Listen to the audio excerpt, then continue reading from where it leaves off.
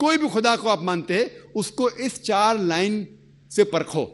اگر اس 4 لائن کی تعریف سے اتر جائے تو ہمیں کوئی اعتراض نہیں ہے تسلیم کرنے میں کہ وہ خدا ہے. مثال کے طور پہ کئی انسان یہ مانتے ہیں کہ بھگوان رجنیش وہ خدا ہے. سوال جواب کے دوران ایک ہندو دوست نے مجھ سے کہا کہ ہم ہندو نہیں مانتے کہ بھگوان رجنیش خدا ہے. تو میں نے اس سے کہا میں نے کبھی بھی نہیں کہا کہ ہندو مانتے ہیں کہ بھگوان رجنیش خدا ہے. میں نے یہ کہا کچھ انسان مانتے ہیں بھگوان رجنیش خدا ہے. میں ہندو مذہب کی کتاب پڑھ چکا ہوں, اس میں کہیں بھی نہیں لکھا ہوا ہے کہ بھگوان رجنیش خدا ہے. لیکن کئی انسان یہ مانتے ہیں کہ بھگوان رجنیش خدا ہے.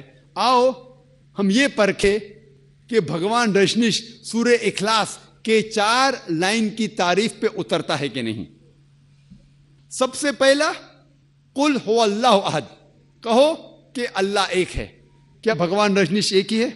کیا وہ ایک ہی انسان ہے جس نے خدا بننے کا دعویٰ کیا؟ سینکڑوں انسان ہیں, خصوصاً ہمارے اس دیش میں ہندوستان میں ہزاروں انسان کہتے ہیں کہ میں خدا ہوں. وہ صرف ایک ہی نہیں ہے.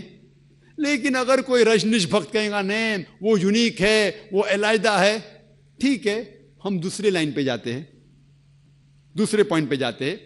اللہ الصمد, اللہ جو بے نیاز ہے. کیا رجنیش بے نیاز ہے؟ ہم جب اس کی آتم کتھا یا آٹو بایوگرافی پڑھتے ہیں اس میں لکھا ہوا ہے کہ رجنیش کو ڈائبٹیز بیماری تھی, ڈائبٹیز کی بیماری تھی. اسے استھما تھا, اسے ریڑھ کی ہڈی میں درد ہوتا تھا, بیک ایک. آپ سوچئے بھگوان کو ڈائبٹیز ہے, خدا کو استھما ہے, خدا کو ریڑھ کی ہڈی کی درد ہے. تیسرا لائن لم یلد ولم یولد, نہ وہ کسی کو جنتا ہے نہ کسی سے جنا ہوا ہے. ہم جانتے ہیں کہ بھگوان رجنیش مدھیہ پردیش میں پیدا ہوئے, اس کے والد والدہ بھی تھے, دونوں والدین تھے جو کچھ سال بعد اس کے شاگرد بن گئے. یہ بھگوان رجنیش 1981 میں امریکہ جاتے ہیں, USA, اور وہاں اسٹیٹ آف اوریگون, ایک اوریگون جو شہر ہے, وہاں اپنا ایک رجنیش پورم شروع کرتے ہیں اور امریکہ میں ہزاروں امریکن لوگ کو بیوقوف بناتے ہیں. کچھ چند سال بعد امریکن گورنمنٹ اس کو گرفتار کرتی ہے اور جیل میں ڈالتی ہے. بھگوان رجنیش کہتے ہیں کہ امریکن گورنمنٹ نے مجھے آستے آستے سے زہر دیا. سوچئے کوئی خدا کو زہر دے سکتا ہے؟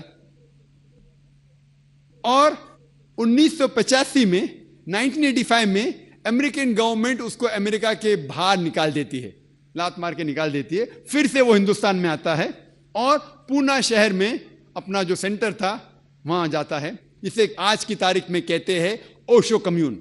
اور اگر آپ جائیں گے اوشو کمیون میں پونا میں, جو رجنیش کا ایک آشرم ہے, وہاں اس کے قبر پہ, اس کے سمادھی پہ ایک تختی ہے جس میں لکھا ہوا ہے بھگوان Rajneesh Osho never born, never died, but visited the earth from the 11th of December 1931 to the 19th of January 1990. اس کے تختی پہ لکھا ہوا ہے کہ اوشو نہ کبھی پیدا ہوئے نہ کبھی مرے, لیکن دھرتی پہ سیر کرنے کے لیے آئے, دھرتی پہ گھومنے کے لیے آئے. 11 دسمبر 1931 سے لے کے 19 جنوری 1990 تک کے. Never born, never died, but visited the earth from the 11th of December 1931 to the 19th of January 1990. اس تختی پہ یہ نہیں لکھا تھا کہ بھگوان رجنیش کو 21 ممالک کی ویزا نہیں ملی تھی.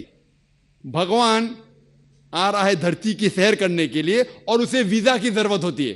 اسے 21 ممالک کی ویزا نہیں دی گئی تھی. He was not given visas to 21 different countries of the world. Imagine Almighty God coming and he requires visa to visit different parts of the world.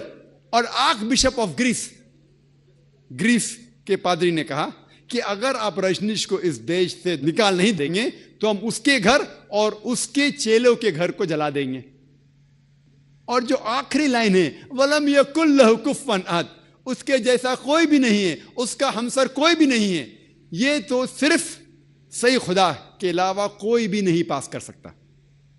آپ اگر اس خدا کے مقابلے میں کچھ بھی چیز اس دنیا میں مقابلہ کر سکتے ہیں تو وہ خدا ہی نہیں ہے.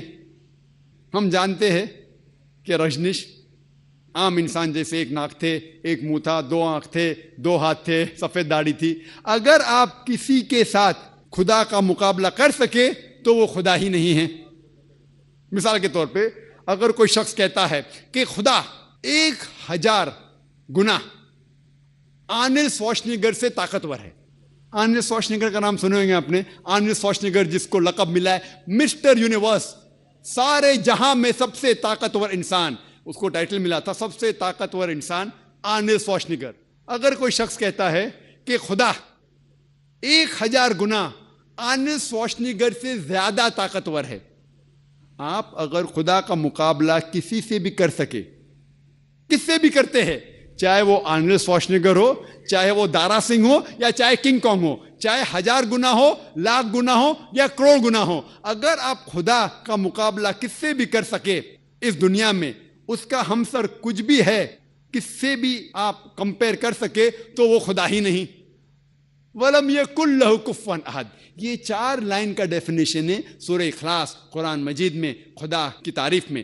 اگر کوئی بھی شخص کہتا ہے کہ یہ خدا ہے، کوئی بھی انسان کہتا ہے کہ یہ خدا ہے، اگر اس 4 لائن کی تعریف میں اترتا ہے تو ہمیں اسے تسلیم کرنا چاہیے کہ وہ صحیح خدا ہے. ورنہ اللہ تعالیٰ فرماتے ہیں سورہ اسراء میں سورہ نمبر 17 آیت نمبر 110 میں، قُلِ ادعوا اللَّهَ أَوِ ادعوا الرَّحْمَٰنَ أَيَّمَّا تَدْعُوا فَلَهُ الْأَسْمَاءُ الْحُسْنَىٰ. چاہے آپ کہو اسے رحمان، اللہ کو چاہے رحمان کہو یا اللہ کہو، کچھ بھی کہو لیکن اچھا نام کہو. اور اس کے کئی ایٹریبیوٹس ہے. اللہ سبحانہ و تعالیٰ کے کئی نام ہیں لیکن وہ نام صحیح ہونا چاہیے اور ایک مینٹل پکچر نہیں ہونا چاہیے. آپ کو آپ کے ذہن میں عکس نہیں پیدا کرنا چاہیے. تقریباً 99 نام اللہ سبحانہ و تعالیٰ کے، الرحمن، الرحیم، الحکیم، most gracious, most merciful, most wise, no less than 99. اور سب سے اوپر اللہ. ہم مسلمان خدا کو عربی لفظ اللہ سے کیوں پکارتے؟ اس کی وجہ ہے ہم مسلمان اللہ سبحانہ و تعالیٰ کو اللہ لفظ سے کیوں پکارتے بنسبت انگلش ورڈ گاڈ سے؟ کیونکہ باقی جتنے لفظ ہے وہ زبان میں اس سے کھلواڑ کر سکتا ہے انسان. مثال کے طور پہ جو لوگ انگلش میں کہتے ہیں گاڈ یا خدا یا دیو، یہ جتنے الفاظ ہے اس سے ایک انسان کھیل سکتا ہے. مثال کے طور پہ گاڈ ہے، اگر آپ ایس لگائیں گے تو ہو جائے گا گاڈز، پلورل آف گاڈ. اللہ کا کوئی پلورل نہیں، کوئی جمع نہیں. اگر آپ ایس لگاتے گاڈ کو انگریزی میں تو گاڈز ہو جاتا ہے، خدا کی جمع. جو اسلام میں قل هو اللہ احد، اللہ ایک ہے. اگر آپ DESS جوڑتے ہیں گاڈ کو ہو جاتا ہے گاڈس، مطلب عورت خدا. اور اسلام میں اللہ سبحانہ و تعالیٰ کا جنس نہیں، نہ وہ مرد ہے نہ عورت ہے. اللہ سبحانہ و تعالیٰ علیحدہ ہے، نہ مرد ہے نہ عورت ہے. اللہ از یونیک. اگر آپ گاڈ کو ایڈ کریں گے فادر، وہ ہو جاتا ہے گاڈ فادر، ہی از مائی گاڈ فادر، ہی از مائی گارڈین. اسلام میں اللہ فادر، اللہ ابا نہیں ہے. اگر آپ مدر جوڑتے گاڈ کو ہو جاتا ہے گاڈ مدر. اسلام میں اللہ مدر نہیں ہے. اسی لیے ہم مسلم خصوصاً اللہ کو اللہ سے پکارتے ہیں، دوسرے کوئی لفظ سے نہیں. کیونکہ دوسرے الفاظ جو ہے اس سے ایک انسان کھلواڑ کر سکتا ہے. مثال کے طور پہ دیو، دیو کو اگر کہے دیو، اگر ای لگا دیں گے تو دیوی ہو گیا. دیو نے مذکر، 2 ہو گئے نا، دیو اور دیو، یہاں فیمیل اینڈ میل.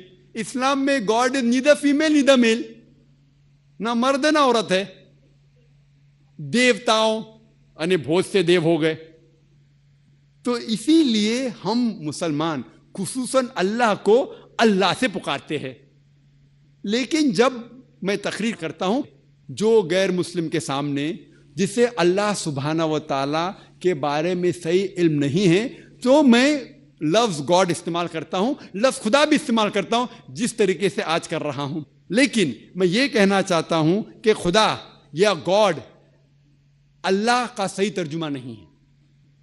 لوگ اسے نہیں سمجھتے، اسی لیے میں خدا کہہ رہا ہوں یا گاڈ کہہ رہا ہوں، لیکن صحیح معنی میں اللہ کا ترجمہ گاڈ بھی غلط ہے اور خدا بھی غلط ہے. اسی لیے ہم مسلمان اللہ کو عربی میں اللہ کہتے ہیں، ورنہ قرآن کیا آیت ہے؟ قل ادعوا اللہ عبد الرحمن ایما تدعوا فلہ الاسماء الحسنی. آپ چاہے اللہ کو رحمان کہو یا اللہ کہو، اس سے کچھ بھی کہو لیکن ایک اچھا نام دو. تو اس سے ہمیں پتہ چلتا ہے کہ اگر ہر انسان یہ مانے کہ ساری انسانیت کا خدا ایک ہے، رب ایک ہے، خالق ایک ہے، تو ہی ہم ایک بھائی چارہ، عالمی بھائی چارہ کے اوپر عمل کر سکتے ہیں. اور یہ عالمی بھائی چارہ کی بنیاد ہے فیتھ. اسے کہتے ہیں ایمان کا بھائی چارہ. اگر ہر انسان کو ایمان ہے کہ ہمارا رب ایک ہے، ہمارا خالق ایک ہے، ہمارا خدا ایک ہے، تو ہی ہم ایک عالمی بھائی چارہ کے اوپر عمل کر سکتے ہیں. اور یہ بھائی چارہ باقی سارے بھائی چاروں سے اونچا ہے، چاہے وہ خون کا بھائی چارہ ہو یا کوئی بھی بھائی چارہ ہو. اور یہ ایمان کا بھائی چارہ کہ رب ایک ہے، خالق ایک ہے، خدا ایک ہے اور اسی کی عبادت کرنا چاہیے، یہ بھائی چارہ